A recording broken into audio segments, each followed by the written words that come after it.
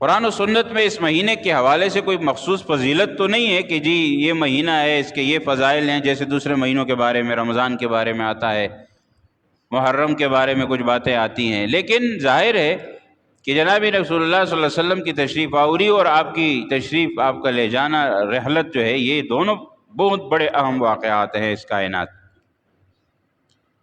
اگر خوشی کے اعتبار سے دیکھا جائے تو رسول اللہ صلی اللہ علیہ وسلم کا دنیا میں تشریف لانا اس سے بڑی خوشی کی کوئی بات نہیں ہو سکتی، اور اگر غم کے حساب سے دیکھا جائے تو جناب نبی کریم صلی اللہ علیہ وسلم کا تشریف لے جانا اس مہینے میں اس سے بڑے غم کی بات نہیں ہو سکتی۔ لیکن اللہ تبارک و تعالیٰ نے ایسا عجیب نظام رکھا کہ آنے کا مہینہ بھی وہی ہے، جانے کا بھی وہی ہے، اور آنے کا دن بھی پیر پیدائش مبارک کا، اور رحلت کا دن بھی پیر کا دن۔ تاریخوں میں اختلاف ہے، یاد رکھیے، اس پر ہم آگے بھی بات کریں گے، اور ہر سال یہ بات آتی بھی ہے۔ 12 ربیع الاول نہ تاریخ پیدائش ہے نہ تاریخ وفات ہے، اگر صحیح معنوں کے اندر اس پر تحقیق کی جائے جو علماء نے کی ہے، لیکن مشہور ہو گیا ہے تو ہو گیا ہے، اب اس کا ہم کچھ نہیں کر سکتے۔ اس کا حساب کتاب، وفات والا حساب کتاب تو بالکل آسان ہے، وہ تو ہر آدمی لگا سکتا ہے کہ 9 ذی الحجہ کو حجۃ الوداع ہوا، رسول اللہ صلی اللہ علیہ وسلم نے آخری، اور وہ پہلا جو تھا آخری بھی تھا، حج فرمایا، اور وہ جو دن تھا یہ جمعہ کا دن تھا۔ اس کے بعد یہ بھی روایت میں موجود ہے کہ اس کے بعد رسول اللہ صلی اللہ علیہ وسلم تقریباً 80، 82، 83 دن اس دنیا میں رہے۔ اب اس میں حج کا مہینہ گزر گیا، ایک چاند، اس کے بعد پھر محرم کا، پھر سفر کا، 3 چاند اس میں نئے مہینوں کے آئے، اور 3 چاندوں کے بعد 3 نئے مہینے آنے کے بعد ربیع الاول کا مہینہ شروع ہوا۔ اب اس پر آپ بھی کوئی پین کاغذ لے کر حساب کر لیں کسی وقت بیٹھ کر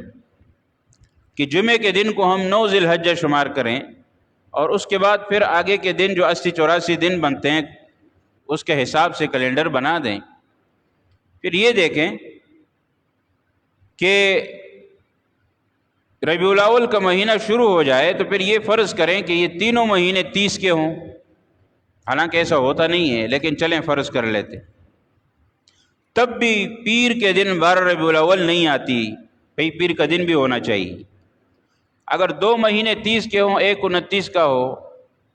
پھر بھی 12 ربیع الاول پیر کے دن نہیں آئے گی۔ 2 29 کے ہوں، ایک 30 کا ہو، پھر بھی نہیں آتی۔ سب کے سب 29 کے ہوں، پھر بھی نہیں آتی۔ یہ ہو سکتا ہے کہ 2 مہینے 30 کے ہوں اور ایک مہینہ 31 کا ہو، تو پھر پیر کا دن آئے گا 12 ربیع الاول کو، جو کہ نہیں ہو سکتا، اس لیے کہ 31 کا تو اسلامی مہینہ ہوتا نہیں ہے۔ کر لیں، کوئی بھی شخص آرام سے گھر میں بیٹھ کے حساب کر لے، کوئی مشکل نہیں ہے۔ تو اس پر علماء نے لکھا ہے کہ وفات کے متعلق جو ہے وہ تو بالکل بھی کسی بھی صورت میں 12 ربیع الاول پیر کا دن نہیں بنے گا۔ باقی رہ گئی پیدائش کا مسئلہ جو ہے، تو پیدائش کے معاملے میں بھی اسی طرح ہے کہ وہ جو لوگ، اس کے لیے ذرا ماہر آدمی ہونا چاہیے جو حساب کتاب کو سمجھتا ہو، پھر کیا کرتے ہیں کہ جی 63 سال پیچھے جانا پڑتا ہے، کہ آپ 63 سال پیچھے جائیں، اور جو ذائچے کی مدد سے جو اس کا جو طریقہ کار ہوتا ہے، وہ کچھ تھوڑے بہت مہارت کی ضرورت ہوتی ہے، وہ نکالتے ہیں۔ آج کل تو نیٹ پہ بھی نکل آتا ہے کہ جو سال، جس سال رسول اللہ صلی اللہ علیہ وسلم دنیا میں تشریف لائے، یہ جو اصحاب الفیل والا سال تھا، اس سال کا حساب لگا لیں کہ اس سال جو ہے 12 ربیع الاول پیر کے دن تھی یا نہیں تھی، آپ دیکھ لیں گے کہ اس سال بھی 12 ربیع الاول پیر کے دن نہیں آئے گی۔ تو اس لیے علماء نے اس میں لکھا ہے، کیونکہ تاریخیں تو مختلف ہیں، تاریخیں مختلف ہیں، 2 ربیع الاول، 9 ربیع الاول، یعنی یا پھر 2 ربیع الاول آئے گا پیر کے دن، یا 9 ربیع الاول آئے گا، اور یہ اقوال موجود ہیں۔ لہٰذا یہی 9 ربیع الاول کے قول جو ہے اس پر بعض علماء نے لیا ہے کہ وہ 9 ربیع الاول کی تاریخ تھی۔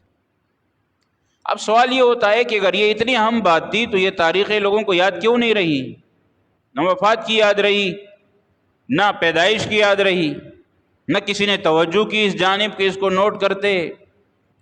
تو اس کی طرف توجہ اس لیے نہیں ہوئی کہ اس دن کو انہوں نے منایا ہی نہیں ہے، جب منایا نہیں ہے تو توجہ ہی نہیں ہوئی اس طرف۔ رسول اللہ صلی اللہ علیہ وسلم نے صرف یہ فرمانا ثابت ہے کہ آپ علیہ الصلوۃ والسلام فرمایا کرتے تھے کہ پیر کا دن میں پیدا ہوا ہوں، لہٰذا میں پیر کے دن روزہ رکھتا ہوں،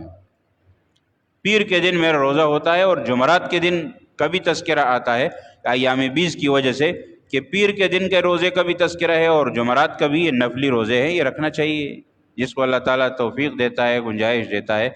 صحت اور طاقت دیتا ہے، یہ رکھنا چاہیے، بڑی اچھی بات ہے۔ پیر اور جمعرات کا روزہ ابھی بھی عرب کے ہاں یہ معمول ہے۔ حرمین شریفین میں آپ نے دیکھا ہوگا جو حضرات گئے ہیں کہ پیر کے دن اور جمعرات کے دن مغرب کے ٹائم بہت سارے دسترخوان لگ جاتے ہیں، اکثر لوگوں کا روزہ ہوتا ہے، اور بہت بڑے فائدے بھی ہیں اس میں، بہرحال جسمانی فائدے ہیں، دنیاوی فائدے ہیں، لیکن شریعت میں وہ نفلی چیز ہے، اچھی بات۔ تو رسول اللہ صلی اللہ علیہ وسلم نے فرمایا کہ میں اس خوشی کا اظہار کیسے کرتا ہوں کہ میں روزہ رکھتا ہوں، کیونکہ پیر کا دن، وہاں دن تو یاد رکھتے تھے، تاریخ ان کے یاد نہیں رہتی تھی۔ اب ظاہر ہے کہ اگر کوئی چیز منائی جا رہی ہے جیسے آج کل منائی جاتی ہے، تو کوئی کہہ سکتا ہے کہ 60 70 یا 100 سال بعد بھی یہ کسی سے بھول جائے گا، نہیں بھولے گا، کیونکہ جب چیز منائی جا رہی ہے تو کیسے بھولے گا۔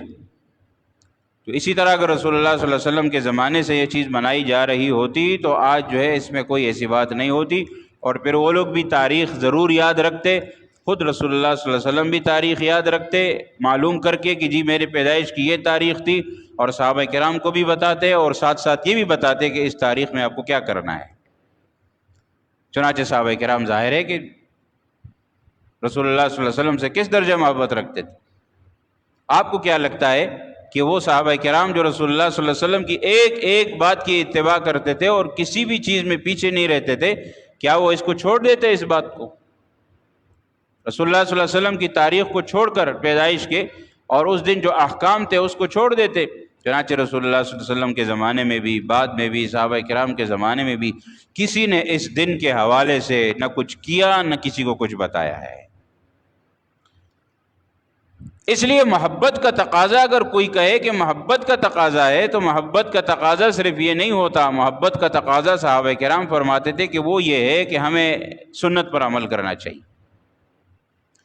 رسول اللہ صلی اللہ علیہ وسلم کی جتنی سنتیں ہیں مبارک، بس اس کو اپنے عمل میں لے آئیں، سارے سال کے لیے، کسی مہینے کے لیے، کسی دن کے لیے نہیں۔ اب اس مہینے میں ظاہر ہے پیدائش بھی مبارک بھی ہے، وفات بھی ہے، رحلت، تو اللہ نے دونوں ایک ہی مہینے میں رکھ دی۔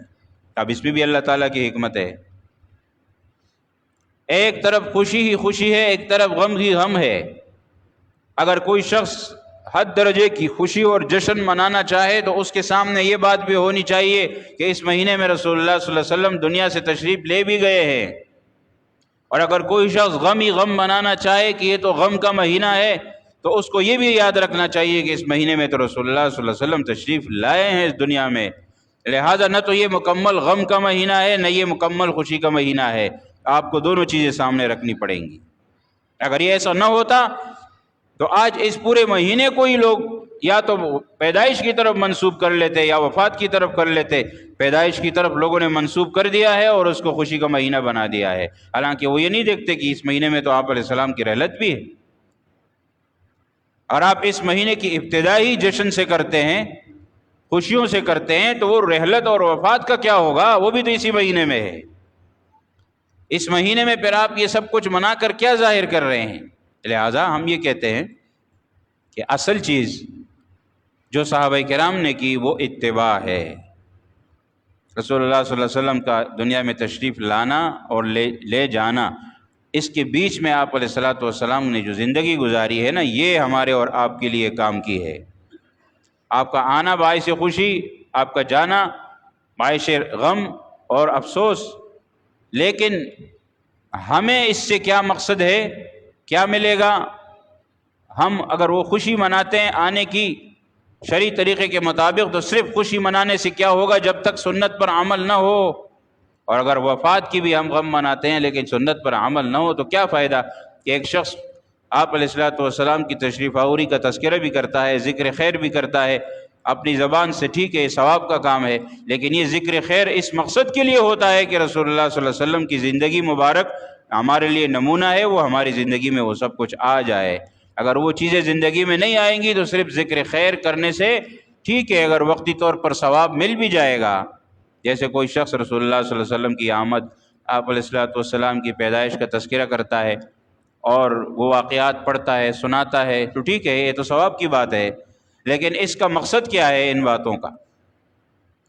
رسول اللہ صلی اللہ علیہ وسلم کا اس دنیا میں آنا خوشی کا باعث ہے، ہمارے آپ کے لیے نہیں، پوری کی پوری کائنات کے لیے خوشی کا باعث ہے۔ لیکن کیوں؟ اس لیے نا کہ ہمیں ہدایت ملی، ہمیں عمل کرنا ہے، اس لیے خوشی کی بات ہے۔ جب خوشی کی بات ہے تو پھر عمل کرنا ہوگا، اور عمل اگر انسان کر رہا ہے تو پھر اس کو ذکر خیر بھی ساتھ ساتھ کسی موقع پر کرے، ہر وقت کرے، کیونکہ عمل کے ساتھ انسان ہر وقت جڑا رہتا ہے سنت رسول کے ساتھ۔ جب صبح و شام اس کی زندگی میں سنت ہی سنت ہے، پیغمبر علیہ السلام کا طریقہ ہی طریقہ ہے، تو وہ ہر وقت یوں سمجھے کہ پیغمبر علیہ السلام کا ذکر کر رہا ہے۔ ہر سنت جب ہمارے اور آپ کی زندگی میں آ گئی تو ہم پیغمبر کا ذکر کر رہے ہیں نا، ہم رسول اللہ صلی اللہ علیہ وسلم کو یاد کر رہے ہیں نا، ہمیں یاد ہے اس لیے تو ہم سنت پر عمل کر رہے ہیں۔ لیکن جس کو سارا سال یاد نہیں ہوتا، وہ ایک دن سارے سال میں بھی صرف ایک دن کے لیے، انگریزوں کا طریقہ ہوتا ہے، عیسائیوں کے عیسیٰ علیہ الصلوۃ والسلام کی آمد کا دن مناتے ہیں، کرسمس مناتے ہیں، بس وہ دن مناتے ہیں، باقی کچھ بھی نہیں کرتے۔ اسی طرح دوسرے لوگوں کو دیکھ لیجئے، اپنے بڑوں کے دن منا لیتے ہیں، بس باقی کچھ بھی نہیں۔ ہمارے ہاں چونکہ اصل مقصد تو دن منانا نہیں ہے، ہمارے ہاں تو اصل مقصد عمل ہے۔ صحابہ کرام کے واقعات کتنی تفصیل سے آتے ہیں، مختلف اوقات میں آپ کے سامنے آتے بھی رہتے ہیں، اور جتنا بیان کریں وہ الگ موضوع ہے کہ کس طرح ان کے ہاں سنت کی اہمیت تھی کہ رسول اللہ صلی اللہ علیہ وسلم جس طریقے سے آپ نے اپنی مبارک حیات زندگی گزاری، انہوں نے ایک ایک چیز کو نوٹ بھی کیا، یاد بھی کیا، اس پر عمل بھی کیا۔ اگر صرف ذکر کی بات آتی، ذکر کرنے کی اور بیان کی باتیں آتی، زبانی جمع خرچ کی باتیں آتی، تو صحابہ کرام سے زیادہ محبت کس کے دل میں ہے؟ صحابہ کرام رضوان اللہ علیہ مجمعین جتنی محبت رسول اللہ صلی اللہ علیہ وسلم سے کیا کرتے تھے، ایسے تو کوئی بھی نہیں کر سکتا، نہ بعد میں کسی نے کی ہے اور نہ آئندہ کوئی کرے گا۔ تو پھر ان کے ہاں ان چیزوں کی اہمیت کیوں نہیں تھی جو کچھ آج ہم کر رہے ہیں؟ بعد میں لوگ کہتے ہیں نا، کہتے ہیں کیا ہو گیا، دین کا ہے، کچھ دین کی بات ہے، ثواب کی بات ہے، پیغمبر کا ذکر ہو رہا ہے، خوشی کی بات ہے۔ بھائی یہ ساری کی ساری باتیں صحابہ کرام نے کیوں نہیں کی؟ پھر کیا کہتے ہیں؟ پھر ان کے ہاں ایک اور مسئلہ آ گیا، کہتے ہیں صحابہ کرام کے دور میں تو پنکھا نہیں تھا، جہاز نہیں تھا، بجلی نہیں تھی، یہ نہیں تھا، وہ نہیں تھا۔ بھائی یہ باتیں نہیں ہیں، ہم دین کی بات کر رہے ہیں، یہ بچوں والی باتیں ہیں، بچوں والی باتیں، دین الگ چیز ہے، یہ دین کا معاملہ ہے۔ ہم کہتے ہیں ایسا جو کام جو آپ ثواب سمجھ کے کر رہے ہیں، اس کا تعلق پیغمبر علیہ السلام کے زمانے سے ہونا چاہیے، اس کی بنیاد رسول اللہ صلی اللہ علیہ وسلم کے دور میں ہونی چاہیے۔ اگر نہیں ہے تو ایسا کوئی ثواب کا کام ہے نہیں جو پیغمبر علیہ السلام اور صحابہ نے نہ کیا ہو۔ اس کا مطلب تو یہ ہے کہ آپ ثواب کا کام کر رہے ہیں، اور یہ وہ ثواب کا کام کر رہے ہیں جو پیغمبر بھی نہ کر سکے، نعوذ باللہ، جو صحابہ بھی نہ کر سکے، اور آپ کر رہے ہیں۔ ایسی کون سی بات دین میں آ گئی جو ہم کریں اور پیغمبر اور صحابہ نہ کر سکے اور ہم کر رہے ہیں؟ بڑے فخر کی بات ہے۔ نہیں بھائی، ایسا کوئی دین کا حکم ہے ہی نہیں، یہ یاد رکھیں، ایسی کوئی دین کی بات ہے ہی نہیں جو ہم تو کر رہے ہوں لیکن وہ لوگ نہ کر سکے۔ یہ تو پھر ہم آگے بڑھ رہے ہیں ان سے۔ اس کا مطلب تو یہ ہوا کہ ہم یہ کہہ رہے ہیں کہ ہمارے پاس زیادہ دین ہے، ہمارے پاس زیادہ دین کی باتیں ہیں، ان کے پاس نہیں تھی، وہ محروم رہے، وہ ان ثوابوں سے محروم رہے، وہ یہ ثواب نہیں منا سکے، ہم منا رہے ہیں، ہم ان سے آگے بڑھ گئے۔ نہیں، ایسا کبھی نہیں ہو سکتا۔ اس لیے اگر ہمیں اور آپ کو دین کی بات کرنی ہے تو وہ پیغمبر کے زمانے سے ثبوت نکال کر پھر دین کی بات لائیں گے کہ پیغمبر نے کیا، صحابہ نے کیا، انہوں نے اس زمانے میں کیا، لہٰذا ہم کر رہے ہیں۔ اس لیے تو حدیث میں آتا ہے، رسول اللہ صلی اللہ علیہ وسلم نے فرمایا کہ بعد کے زمانے میں ایسے لوگ نکل آئیں گے جو دین میں بہت سی نئی باتیں ایجاد کر لیں۔ اور حدیث میں یہ بھی ہے کہ قیامت کے دن حوض کوثر پہ جب پیغمبر علیہ السلام لوگوں کو جام کوثر پلا رہے ہوں گے، کوثر کا پانی، تو وہاں پر بھی ایسے لوگ آئیں گے جو بظاہر مسلمان ہوں گے، آپ علیہ السلام فرمائیں گے کہ ان کو بھی لے آؤ، تو فرشتے کہیں گے نہیں نہیں نہیں، یہ آپ کے امتی ہیں، لیکن یہ انہوں نے آپ کے بعد دین میں بہت سی نئی نئی باتیں نکالی تھی۔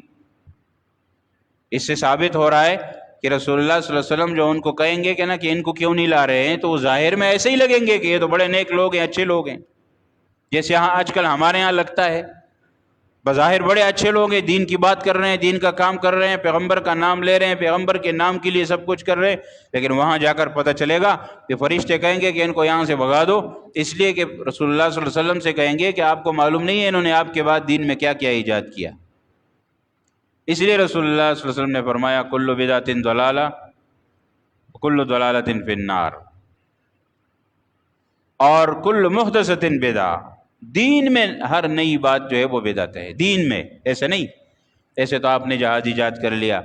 ریڈیو ٹی وی ایجاد کر لیا، آپ نے پنکھا بجلی اے سی ایجاد کر لیا، یہ دین میں تو نہیں ہے، اس کا دین سے کیا تعلق؟ پنکھے کے نیچے نماز ہوتی ہے، پنکھے کے بغیر نہیں ہوتی؟ نہیں، ایسی بات نہیں۔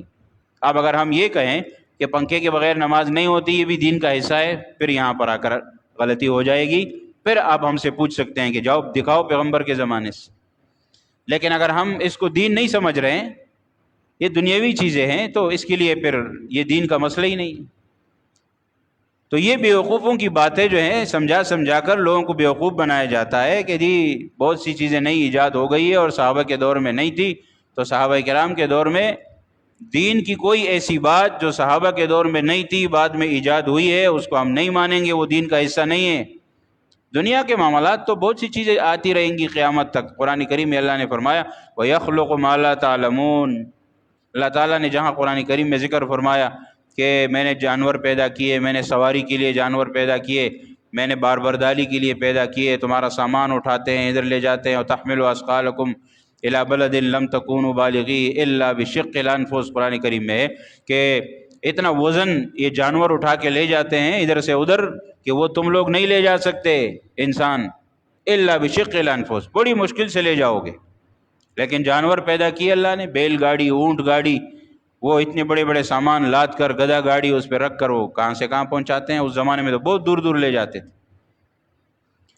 تو یہ فرمایا اللہ تعالیٰ نے کہ میں نے یہ چیزیں پیدا کی، لیکن ان سب چیزوں کے بعد اللہ نے یہ ارشاد فرمایا وَيَخْلُقُ مَا لَا تَعْلَمُونَ، اشارہ فرما دیا کہ آگے بھی اللہ تعالیٰ ایسی چیزیں پیدا کرے گا جس کو تم ابھی نہیں جانتے۔ یہ قرآن کی آیت ہے، اس میں ان تمام چیزوں کی طرف اشارہ ہے جو آج پیدا ہیں اور آگے پیدا ہوتی رہیں گی۔ اس کے بعد گاڑیاں بھی بنی، ریل گاڑیاں بھی بنی، ہوائی جہاز بھی ایجاد ہوئے، اور اب نئی نئی چیزیں ایجاد ہو رہی ہیں، لیکن اس وقت ان چیزوں کے بیان کرنے سے ظاہر اللہ کے علم میں تو تھا، لیکن اگر قرآن کریم میں ان چیزوں کے نام آتے یا ان کا تذکرہ آتا تو لوگ نہیں سمجھتے کہ یہ کیا چیز ہے بھائی۔ سینکڑوں لوگوں کو بٹھا کر اور سینکڑوں ٹن سامان اٹھا کر ہوائی جہاز ہوا میں اڑ رہا ہے، لیکن اس وقت اگر یہ بات کی جاتی تو لوگوں کے سمجھ میں نہیں آتی کہ یہ کیا ہے۔ اس لیے اللہ نے فرما دیا کہ وَيَخْلُقُ مَا لَا تَعْلَمُونَ، آگے میں ایسی چیزیں پیدا کروں گا کہ جس کا اب تمہیں علم ہی نہیں ہے سرے سے۔ تو یہ تو دین کا مسئلہ نہیں ہے نا، یہ تو دنیاوی چیزیں ہیں، نعمتیں ہیں اللہ تعالیٰ کی۔ انسان کو دماغ بھی اللہ نے ہی دیا ہے، انسان اپنے لیے آگے سوچتا ہے، اپنے لیے آسانی پیدا کرتا ہے، اور اللہ کے دیے ہوئے علم کے مطابق، ذہن کے مطابق، عقل کے مطابق یہ سارے کام ہو رہے ہیں، انسان کر رہا ہے۔ اس کا دین سے تعلق نہیں ہے کہ یہ دین کی چیزیں ہیں، آسانی پیدا ہوتی ہے تو آسانی پیدا ہو، اچھی بات ہے۔ اس لیے میں عرض کر رہا ہوں مہینہ ربیع الاول کا شروع ہونے والا ہے، یہ ذہن میں رکھیں، سارا سال رسول اللہ صلی اللہ علیہ وسلم کا ذکر کرنا، آپ علیہ السلام کی ذکر خیر، آپ کے سیرت بیان کرنا، یہ ایک مسلمان کے لیے بہت ہی بڑے ثواب کا کام ہے۔ کسی بھی وقت بیان کرے، کسی بھی مہینے میں بیان کرے، کسی بھی دن بیان کرے، اس میں کوئی شک شبہ نہیں ہے، سب کے ہاں سب مسلمان اس کو اتفاقی طور پر ثواب کا باعث قرار دیتے ہیں۔ رسول اللہ صلی اللہ علیہ وسلم ممبر پر صحابہ کرام کو بٹھا کر، جو صحابہ کرام تھے شاعر صحابہ کرام، حضرت حسان ابن ثابت رضی اللہ عنہ کا تذکرہ آتا ہے، دوسرے صحابہ کرام کا، انہوں نے رسول اللہ صلی اللہ علیہ وسلم کی تعریف میں قصیدے پڑھے، احسن من کلم ترقت عین واجمل من کلم تلد النساء، قصیدہ حسان ابن ثابت مشہور ہے، یہ قصیدے پڑھے گئے۔ آپ علیہ السلام باقاعدہ ممبر لگاتے تھے ان صحابہ کرام کی، پھر مشرکین جب پیغمبر علیہ السلام کی نعوذ باللہ توہین کرتے تھے اشعار میں، تو وہی صحابہ کرام اشعار میں اس کا جواب دیتے تھے وہ بھی مسجد نبوی کے ممبر سے ہوتا تھا۔ تو یہ پیغمبر کا ذکر جو ہے، آپ کی شان، آپ کی سیرت بیان کرنا، اس سے بڑے ثواب کی بات کیا ہو سکتی ہے؟ لیکن یہ سب کیوں ہوگا؟ اس لیے مسلمان بیان کرتا ہے تاکہ آگے عمل کرے۔ لیکن اگر عمل کا ارادہ نہیں ہے، عمل کا شوق نہیں ہے، ساری رات سیرت بیان کرے، صبح فجر کی نماز نہ پڑھے، تو اس سیرت بیان کرنے کا فائدہ کیا ہوا؟ صبح سے شام تک وہ